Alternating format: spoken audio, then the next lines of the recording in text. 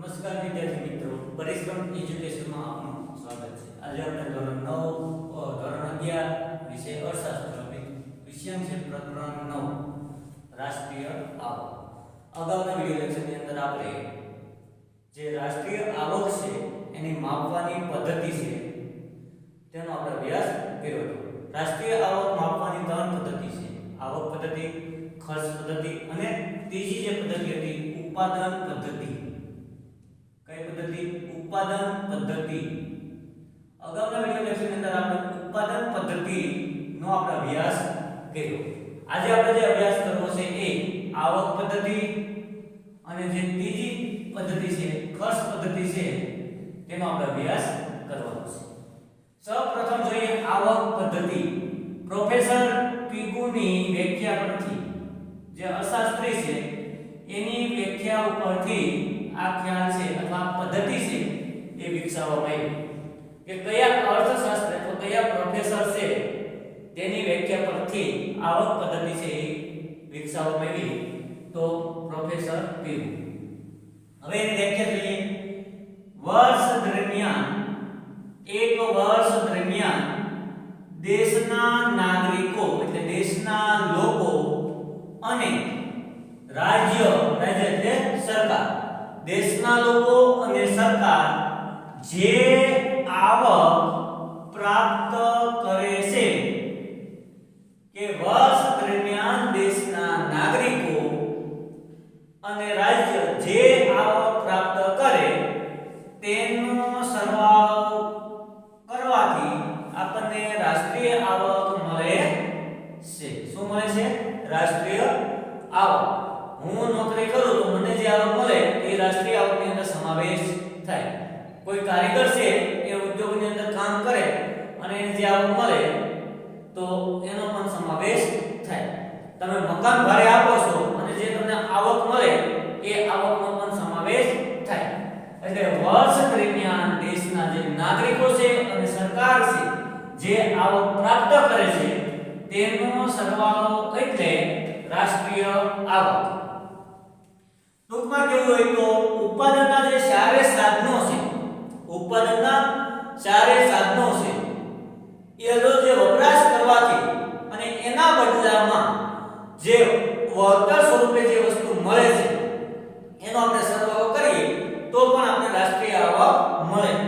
દાખલા તરીકે આપણે જમીનનો ઉપયોગ કર્યો તો જમીનના બદલામાં ભાડું મળે, મૂડીના સાધનો છે એના બદલામાં આપણે વ્યાજ મળે, શ્રમિકો છે એ કામ કરે એના બદલામાં વેતન મળે અને જે નિયોજક છે એના વેતનની અંદર શું મળે છે? નફો મળે છે. આ ચારે જે સાધનો છે એનો જે વપરાશ થાય છે અને એના બદલામાં જે વળતર સ્વરૂપે જે આવક મળે એ આવકનો આપણે સરવાળો કરીએ એટલે આપણને રાષ્ટ્રીય આવક મળે છે.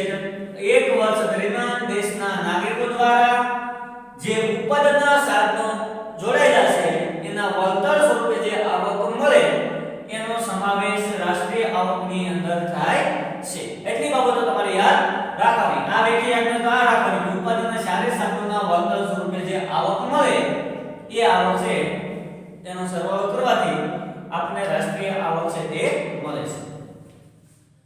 એની પછીનો પોઈન્ટ છે કે જે આપણે સરવાળો કર્યો છે ભાડું, વ્યાજ, વેતન અને નફો, ચારે આવકનો સરવાળો કર્યો. આ સરવાળાની અંદર તમારે વિદેશી આવક છે પ્લસ કરવાની છે. વિદેશી આવક એટલે કે આપણા લોકો જે વિદેશમાં ગયા છે અને ત્યાં જે કંઈ ઉત્પાદન કર્યું છે અને જે કંઈ આવક મેળવી છે એ આવક એ તમારે શું કરવાની છે? પ્લસ કરવાની છે. સરવાળો આપણા દેશના ચારે સાધનોનો જે આવકનો સરવાળો કર્યો, વિદેશમાં આપણા લોકો જે ગયા છે અને જે કંઈ ઉત્પાદન કર્યું છે અને જે એને આવક મેળવી છે એ આવકનો શું કરવાનો છે? સરવાળો કરવાનો છે. અને વિદેશના લોકો ભારત દેશની અંદર આવ્યા છે અથવા આપણે જે કંઈ આયાત કરી છે વસ્તુ એની જે કંઈ ચૂકવણી કરીએ છીએ, શું કરીએ છીએ? ચૂકવણી કરીએ છીએ એ બાદ કરવામાં આવે છે. વિદેશના લોકો દ્વારા જે કંઈ આવ્યો હોય એ આવક વિદેશ ગઈ હોય એ આપણે શું કરવું પડશે? બાદ કરવું પડશે. કેમ કે એ સાધનો છે શું કરે છે? ભારત દેશની અંદર એવા સાધનો છે એની આવકને આપણે શું કરવું પડે? બાદ કરવું પડે. એટલે બાદ કરીને ગણવામાં આવે છે.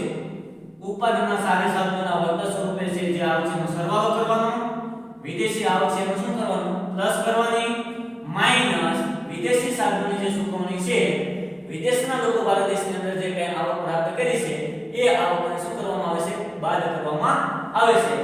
એ રીતે બાદ કરીને આ આવક છે એ ગણવામાં આવે છે.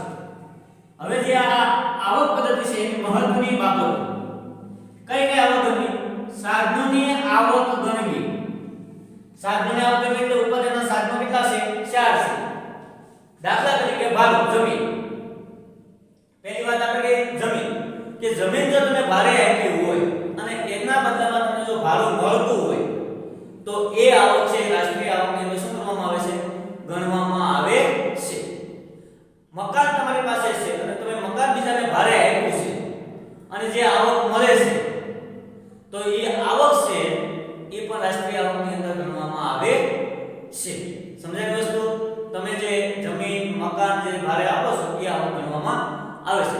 પોતે જે મકાનમાં તમે રહો છો અને જો એ ભાડે આપ્યું હોય અને તમને આવક મળી શકે એ આરોપિત ભાડું છે એ પણ આવક પદ્ધતિની અંદર ગણવામાં આવે છે.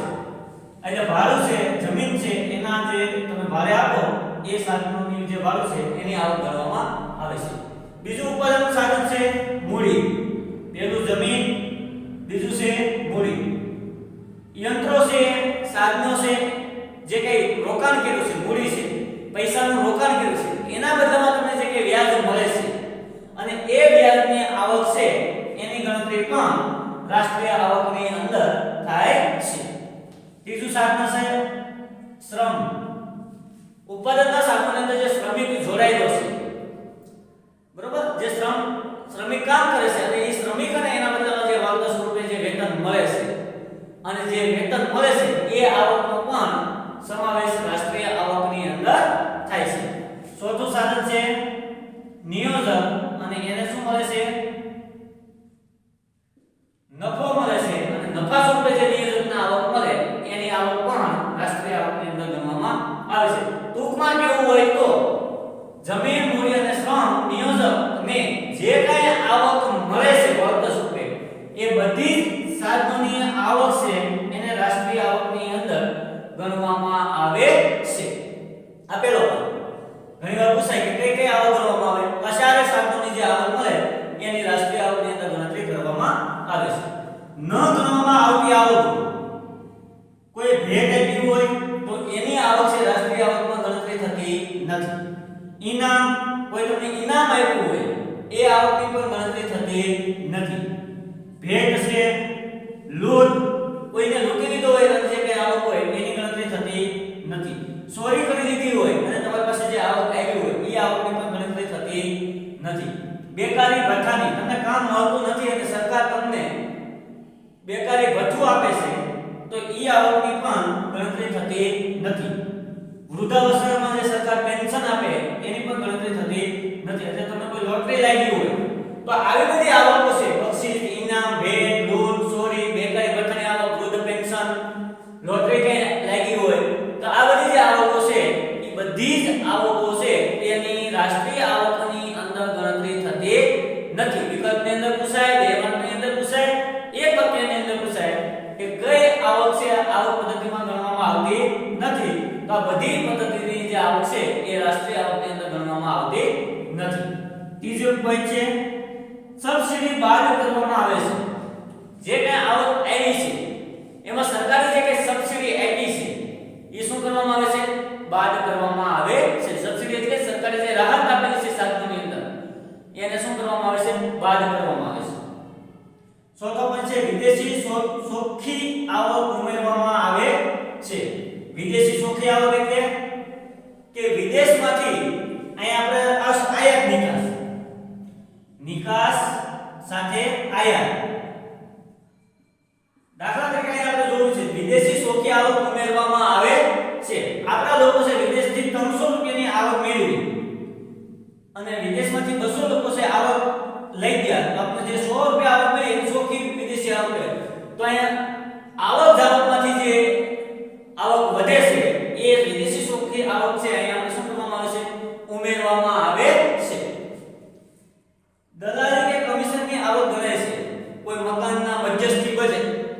જેને આપણે દલાલ કહીએ છીએ. તો દલાલ અને જે કમિશન છે અને એની જે આવક મળે એ આવક પણ રાષ્ટ્રીય આવકની અંદર ગણવામાં આવે છે. વસ્તુ અને સેવાઓનો પ્રવાહ વહેતો હોય. જે વસ્તુ અને સેવાઓ છે એનાથી અર્થતંત્ર છે એનો પ્રવાહ સતત શરૂ હોય, એનું ખરીદ વેચાણ થતું હોય અને એના પાસેની જે આવક મળતી હોય એ બધી જ આવકનો સમાવેશ આવક પદ્ધતિની અંદર થાય છે. જે વસ્તુ અને સેવાઓ છે એનો પ્રવાહ સતત અર્થતંત્રની અંદર શરૂ હોય અને એનીમાંથી જે કઈ આવક મળતી હોય એ બધી જ આવકનો સમાવેશ ક્યાં થશે? આવક પદ્ધતિમાં થાય છે. સેકન્ડ હેન્ડ વસ્તુની આવક ગણાતી નથી. સેકન્ડ હેન્ડ વસ્તુ એટલે કોઈ નવા મોબાઈલ આવે અને જૂના મોબાઈલ તમે વેચી નાખો અને જે કઈ આવક મળે ઈ આવકનો આની અંદર સમાવેશ થતો નથી. મેં નવો મોબાઈલ લીધો છે અને જૂનો મોબાઈલ વેચી દીધો અને જૂના મોબાઈલમાંથી મને જો કઈ આવક મળી હોય ઈ આવકનો આમાં આવક પદ્ધતિની અંદર સમાવેશ થતો નથી. તો વિદ્યાર્થી મિત્રો આવક પદ્ધતિની અંદર પૂછાય તો એટલી બાબતો તમારે ખાસ યાદ રાખવાની છે. કોઈ પણ એક પદ્ધતિ પૂછવાની છે. આ વ્યાખ્યાન છે અને મહત્વની બાબતો છે એને સાત તમારે યાદ રાખવાના છે. હવે આપણે વાત કરીએ ખર્ચ પદ્ધતિ. ખર્ચ પદ્ધતિ છે ફિશર નામના અર્થશાસ્ત્રી છે એની વ્યાખ્યા પરથી વિકસાવવામાં આવી. પ્રોફેસર ફિશર છે એ ખર્ચ આધારિત પદ્ધતિ આપી. એની વ્યાખ્યા જોઈ. એક વર્ષ દરમિયાન વ્યક્તિઓ, કુટુંબો, પેઢીઓ અને સરકાર જે ચીજવસ્તુઓ અને સેવાઓ ઉપર જે નાણાકીય ખર્ચ કરે તેનો સરવાળો કરવાથી આપણને રાષ્ટ્રીય આવક મળે છે. કુટુંબ હોય, વ્યક્તિ હોય, સરકાર હોય કે ઉદ્યોગનો માલિક હોય એટલે પેઢી હોય, ઈ જે કઈ વસ્તુના વપરાશ પાછળ જે કઈ નાણાકીય ખર્ચ કરે, જે નાણાંનો ખર્ચ કરે, ઈ ખર્ચનો સરવાળો કરવાથી આપણને રાષ્ટ્રીય આવક મળે છે. અહીંયા આ પદ્ધતિની અંદર આવક બરાબર ખર્ચની ધારણા અભિપ્રેત છે કે જેટલી આવક છે એટલી આપણે આવક પાછળ શું કરવો પડશે? ખર્ચ કરવો પડશે. એ અભિપ્રેત ધારણ કરવું પડે. મારી પાસે 50 રૂપિયાની આવક આવી હોય તો મારે 50 રૂપિયાનું શું કરવું પડશે? ખર્ચ કરવો પડશે. તો બચત કરીએ તો આ બચત કરવાની નથી કે જે આવક આવી છે એની સામે તમારે શું કરવાનો છે? ખર્ચ કરવાનો છે. વર્ષ દરમિયાન વસ્તુઓ અને સેવાઓની પાછળ જે ખર્ચ થાય તેનો સરવાળો એટલે ખર્ચ આધારિત રાષ્ટ્રીય આવક. કે એક વર્ષ દરમિયાન જે વસ્તુઓ અને સેવાઓ પાછળ જે કઈ ખર્ચ થાય છે એ વસ્તુનો વપરાશ કરી એના પાછળ આપણે જે કઈ ખર્ચ કરીએ છીએ એ ખર્ચનો સરવાળો કરવાથી આપણને શું મળે છે? રાષ્ટ્રીય આવક પ્રાપ્ત થાય છે. મહત્વની બાબતોની વાત કરીએ એટલી બાબતો એની વ્યાખ્યાની અંદર સમાવેશ થાય. નાણાકીય ખર્ચના 4 ઘટકો છે. વપરાશી ખર્ચ. વપરાશી ખર્ચ એટલે કુટુંબો છે, પેઢી છે, વ્યક્તિઓ છે જે વસ્તુઓ પાછળ ખર્ચ કરે એને વપરાશી ખર્ચ કહેવાય. ટીવી પાછળ ખર્ચ કરે, મકાન પાછળ ખર્ચ કરે, શિક્ષણ પાછળ ખર્ચ કરે, પોતાની જે જીવન જરૂરી વસ્તુઓ છે, અનાજ, કરિયાણું છે એની પાછળ જે ખર્ચ કરે એને વપરાશી ખર્ચ કહેવાય. કે વસ્તુના વપરાશ પાછળ જે કંઈ ખર્ચ કરે એ ખર્ચનો સમાવેશ આ પદ્ધતિની અંદર થાય છે. સરકારી ખર્ચ. સરકાર છે એ જિલ્લાની અંદર, તાલુકાની અંદર, સ્થાનિક સ્વરાજની સંસ્થાઓની અંદર સરકાર દ્વારા જે કંઈ ખર્ચ કરવામાં આવે એ ખર્ચનો સમાવેશ પણ રાષ્ટ્રીય આવકની અંદર થાય છે. ગામની અંદર તળાવ બાંધ્યો હોય, કોઈ ચેકડેમ બનાવ્યો હોય, કોઈ સ્કૂલ પાછળ ખર્ચ કર્યો હોય, આ બધો સરકારી ખર્ચ છે. સરકારી બિલ્ડિંગો બનાવ્યો હોય તો સરકારી જે ખર્ચ કરવામાં આવ્યો હોય એનો પણ આ પદ્ધતિની અંદર સમાવેશ થાય છે. એની પછી ચોખ્ખું નિકાસ ખર્ચ. કે આપણે જે વસ્તુઓ છે એના વિદેશની અંદર શું કરી હોય છે? નિકાસ કરી હોય. નિકાસ કરી હોય તો આપણે શું મળશે? આવક મળશે. પરંતુ વિદેશ લોકો પાસેથી આપણે આયાત કર્યું હોય અને એની પાછળ જે કંઈ ખર્ચ કરીએ તો ઈ ખર્ચનો સમાવેશ એની અંદર થશે. આ ખર્ચ પદ્ધતિની અંદર એનો પણ સમાવેશ થાય છે. મૂડી રોકાણ ખર્ચ. કે યંત્રો છે, મકાન છે, બિલ્ડિંગ છે, આની પાછળ જે આપણે મૂડી રોકાણ કરીએ છીએ, પૈસાનું રોકાણ કરીએ છીએ, શિક્ષણ છે એ પણ એક પૈસાનું રોકાણ છે કે આ બધા પાછળ જે રોકાણ કરીએ અને એ ખર્ચની ગણતરી પણ ખર્ચ પદ્ધતિની અંદર થાય છે. ટૂંકમાં કેવું હોય તો વપરાશી ખર્ચ, સરકારી ખર્ચ, ચોખ્ખું નિકાસ ખર્ચ અને મૂડી રોકાણ આ ચારે ખર્ચનો સરવાળો કરવાથી આપણને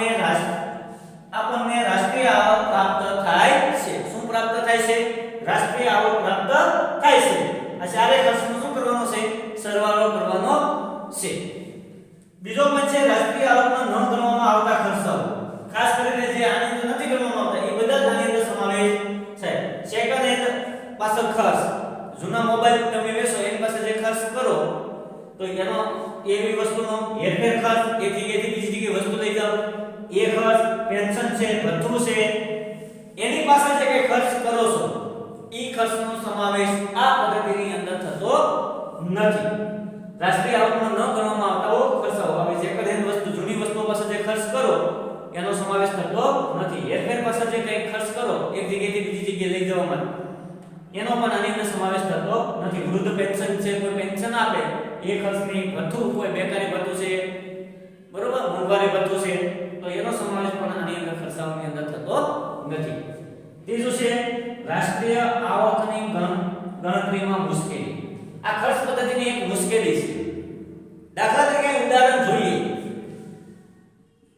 કે ખર્ચ પદ્ધતિની અંદર હું સ્કૂલમાં નોકરી કરું છું તો મને સ્કૂલમાંથી 10,000 પગાર આપ્યો છે, તો સ્કૂલ વાળાને શું કરશે? ખર્ચ ગણશે, 10,000 ખર્ચ ગણશે. હવે હું મારી ઘરે કામ કરવા આવતા સાફ સફાઈ વાળા બેનને 3,000 આપું છું, તો હું શું કરીશ? ખર્ચ ગણીશ. તો કુલ ખર્ચ કેટલો થશે? 13,000 થશે. વાસ્તવમાં આ 3,000 છે એની ગણતરી શેમાં થઈ ગઈ છે? કુલ ખર્ચની અંદર થઈ ગઈ છે. શેની અંદર થઈ ગઈ છે? કુલ ખર્ચની અંદર થઈ. એમાંથી હું આ કામવાળાને ખર્ચ કરું છું. તો ઘણીવાર છે એકને જે ખર્ચ છે એમાંથી જો બીજા વ્યક્તિ છે એ ખર્ચ કરે તો ઘણીવાર છે બેવડી ગણતરી થતી હોય છે, અને ઘણીવાર વાસ્તવિક આવક કરતા છે ઘણીવાર શું આવતું હોય છે? વધુ આવક આવતી હોય છે. એટલે રાષ્ટ્રીય આવકની ગણતરી છે મુશ્કેલી છે એ પણ ટાળવી જોઈએ. એટલી બાબતો છે એ ખર્ચ પદ્ધતિની અંદર સમાવેશ થાય છે. તો વિદ્યાર્થી મિત્રો, આ પ્રકરણની અંદર આપણે આવક પદ્ધતિ છે ત્રણ પદ્ધતિનો અભ્યાસ કર્યો. ઉત્પાદન પદ્ધતિ, આવક પદ્ધતિ અને ખર્ચ પદ્ધતિ. ખાનગીકરણ ના પ્રશ્નોની વાત કરી અને ત્યાર પછી વિદેશી મૂડીરોકાણ છે તેનો આપણે અભ્યાસ કર્યો, અને આ સાથે આ પ્રકરણ આપણે પૂર્ણ કરીશું. જો વિદ્યાર્થી મિત્રો આ વિડિયો તમને ગમ્યો હોય તો શેર